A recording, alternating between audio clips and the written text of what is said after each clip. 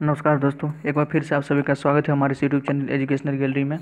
इस वीडियो में हम कमेंट सेक्शन में एक कमेंट आया था एक बच्चे का कि एक क्वेश्चन जो है बीएससी पार्ट 1 ये जो वीडियो हम बनाए हुए थे, इसमें एक क्वेश्चन था, इंपॉर्टेंट क्वेश्चन था जो बार बार रिपीट होता है, उसका आंसर हमको भेजने के लिए बोला गया था। तो हम उसी का आंसर आज हम वीडियो बना के भेज रहे हैं। देखिए क्वेश्चन था हमारे पास, ये क्वेश्चन है 10 number, given account of the role of bacteria in agriculture, कि बैक्टीरिया का एग्रीकल्चर में क्या रोल है उसके बारे में हमको लिखना है। 15 नंबर का क्वेश्चन है, तो इसमें आपको कुछ 200-300 शब्द में तो लिखना ही पड़ेगा। तो आइए हम इसी का हम आपको आंसर प्रोवाइड करा रहे हैं। आइए देखते हैं, शुरू करते हैं। आइए शुरू करते हैं। अभी तक इससे पहले अगर मेरा चैनल आप सब्सक्राइब नहीं किया तो प्लीज़ पहले चैनल सब्सक्राइब कर दीजिए, लाइक कर दीजिए, क्योंकि देखिए आपके कमेंट सेक्शन का भी हम जवाब दे रहे हैं। अब जो भी कमेंट कीजिएगा, किसी भी क्वेश्चन का आपको आंसर चाहिए, अगर अवेलेबल होगा तो हम ज़रूर उसको आपको हम प्रोवाइड कराएंगे कम से कम समय में। ठीक, शुरू करते हैं। देखिए question, applications of bacteria in agriculture, bacteria का एग्रीकल्चर में क्या रोल है, इन्वायरमेंट में क्या है, डेयरी इंडस्ट्री में क्या है। तो हमारा सिर्फ एग्रीकल्चर तक है, तो हम एग्रीकल्चर तक ही बात करते हैं। आइए देखते हैं। सबसे पहले देखिए, बैक्टीरिया यूनिसेलुलर ऑर्गेनिज्म, और ऑब्वियसली जो बैक्टीरिया होता है 5 किंगडम क्लासिफिकेशन जो आर एच विटेकर का अगर आप जानते होंगे 5 किंगडम क्लास में, तो मोनेरा का मेंबर है, किंगडम मोनेरा का मेंबर है बैक्टीरिया। यूनिसेलुलर ऑर्गेनिज्म है, सब प्रोकैरियोटिक है। देयर ऑफ ग्रेट इंपॉर्टेंस, बहुत ज़्यादा काम का भी है। इन द बायोटेक्नोलॉजी, बायोटेक्नोलॉजी में बहुत ज़्यादा काम करता है। Industries like agriculture, dairy environment, dairy industry में, एग्रीकल्चर में और इन्वायरमेंट में बहुत बड़ा रोल है इसका। Make use of bacteria for various purposes, कई सारे पर्पस है जहाँ बैक्टीरिया का यूज होता है। देखते हैं। सबसे पहले बैक्टीरिया के बारे में कुछ लिख दीजिए, फिर उसका एप्लीकेशन जो होगा एग्रीकल्चर में सो लिखेंगे। पहले बैक्टीरिया के बारे में देखिए, bacteria are the microscopic organism, obviously microscopic मतलब जिसको हम माइक्रोस्कोप में ही देख सकते हैं, बहुत छोटा हो। Their single cell does not contain a proper cell membrane and cell organelles, उसका जो सिंगल सेल होता है यूनिसेलर होता है, तो एक ही सेल होगा। तो यूनिसेलर सिंगल सेल भी जो होता है ना, उसमें प्रॉपर सेल नहीं होता, सेल मेम्ब्रेन और सेल ऑर्गेनेल्स भी प्रॉपर नहीं होता है।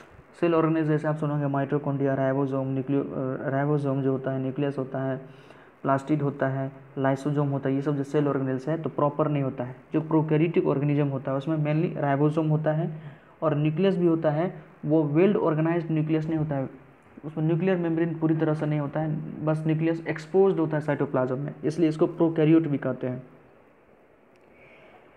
दे आर नो माइटोकॉन्ड्रिया, चर्चा की अभी हम कि इसमें माइटोकॉन्ड्रिया नहीं होता है। They divide by binary fission, मतलब 1 से 2 कैसे होता है, तो बाइनरी फिजन बीच से टूट जाता है। नो माइटोसिस और meiosis take place in the bacteria, bacteria के अंदर कोई भी माइटोसिस म्योसिस नहीं होता है।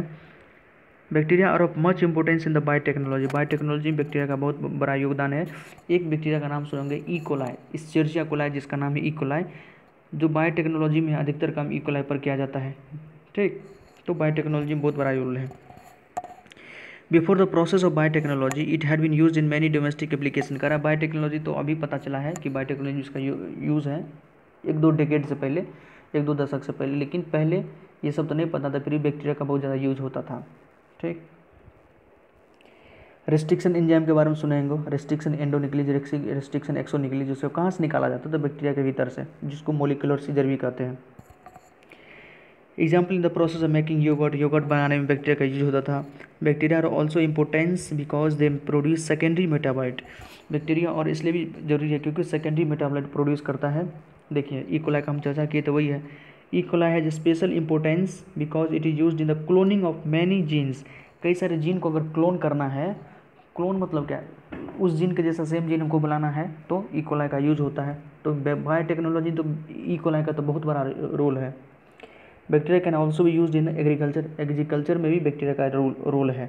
देखिए इसको आप क्या कीजिए, इतना स्पष्ट से तो दिख रहा है, आप एक नोटबुक निकालिए, नोटबुक में पूरा आप पेन कॉपी पर से अपने से खुद से लिखिए, उससे क्या होगा, लिखने पर आपको थोड़ा ब्रेन में भी के अंदर जाएगा। और कुछ जो चीज़ें हैं जैसे ई कोलाई का चर्चा की, बायोटेक्नोलॉजी का चर्चा की, ये सब जो शब्द सुनिएगा ना, याद करने की ज़रूरत नहीं है, खुद ब खुद जैसे बायोटेक्नोलॉजी है, ई कोलाई शब्द हुआ, एग्रीकल्चर शब्द हुआ, डोमेस्टिक योगर्ट बनाने में, कर्ड बनाने में बैक्टीरिया का यूज होता है, तो बस इसी को लाइन सेंटेंस बना के लिख देना है, याद नहीं करना है। तो एक बार कम से कम सुना रहना चाहिए, तब आसानी से आपको बन जाएगा। आप देखिए एग्रीकल्चर में इसका क्या रोल है। There are certain bacteria which contain special properties which are beneficent for plant, करा कुछ ऐसा बैक्टीरिया है जो कि उसके पास वो कंटेन करता रखता है स्पेशल प्रॉपर्टीज, कुछ खास उसमें गुण होता है जो कि प्लांट के लिए बेनिफिशेंट लाभकारी होता है। ठीक, सबका हिंदी आपको बता रहे हैं ताकि हिंदी आपके दिमाग में छप जाए तो आसानी से आप उसका सेंटेंस बना के एग्जाम में लिख सकते हैं, क्योंकि इतना बड़ा चीज़ को आप, इतना बड़ा नोट्स को आप याद नहीं रख सकते हैं, याद नहीं कर सकते हैं। तो कुछ जो पॉइंट है हिंदी में उसको, जैसे हम बोले ना, इकोलाई के बारे में बोले, योगर्ट के बारे में बोले, डोमेस्टिक यूज़ के बारे में बोले, डेयरी के यूज़ के बारे में बोले, तो ये सब शब्द अगर वो पता रहेगा तो खुद से सेंटेंस बनाकर हम लिख सकते हैं। These bacteria are present in soil, ये बैक्टीरिया सॉइल के अंदर प्रेजेंट होता है, and they affect the crops by fighting against the harmful bacteria.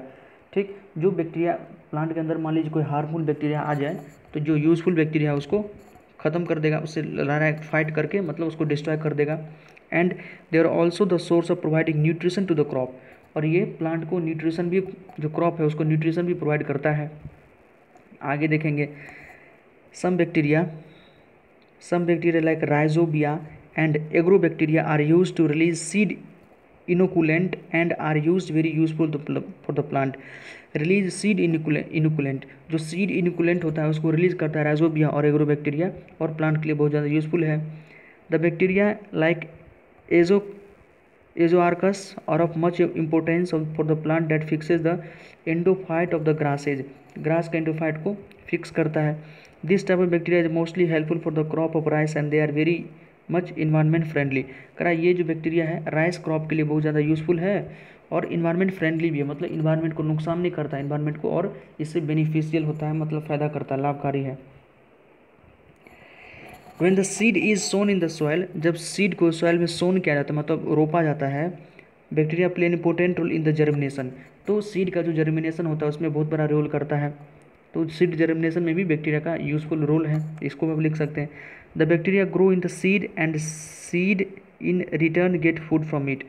The bacteria grow in the seed, bacteria seed के अंदर ग्रो करता है और वहाँ से seed in return get food from it, और वहाँ से वो भोजन लेता है। Bacteria increase the fertility of the soil and provide such nutrients to the soil which are useful for the plant growth. Bacteria soil की फर्टिलिटी को भी बढ़ा देता है। They also help in softening the food in the seed and this is the presence reason plant come out of the seed, और इसी से seed से प्लांट बाहर आता है। Though it is not certain what role play bacteria when the plant grow, but they are much importance in the early stages of plant development। कर plant development के early stage में बहुत ज़्यादा useful है।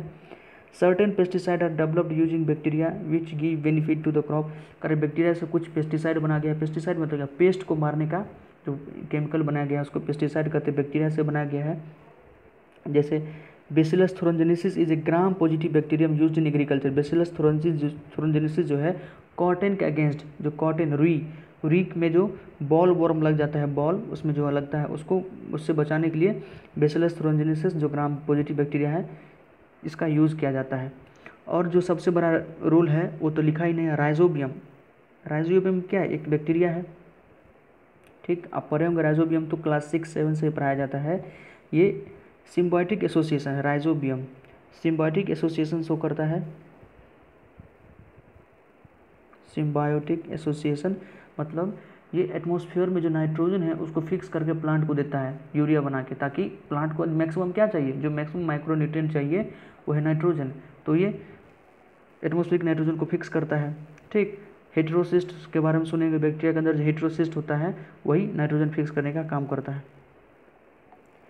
तो एग्रीकल्चर के बारे में हम इतना लिख सकते हैं, इसी सब को लिख दीजिएगा, आपका आंसर अच्छा आंसर हो जाएगा। 200 से 300 शब्द इसमें काफ़ी है। आशा करते हैं आपको समझ में आया होगा। प्लीज़ चैनल को लाइक कीजिए, शेयर कीजिए, सब्सक्राइब कीजिए। धन्यवाद। कोई और क्वेरी हो तो आप कमेंट में हमको लिख सकते हैं, हम जरूर उसका आंसर भेजेंगे।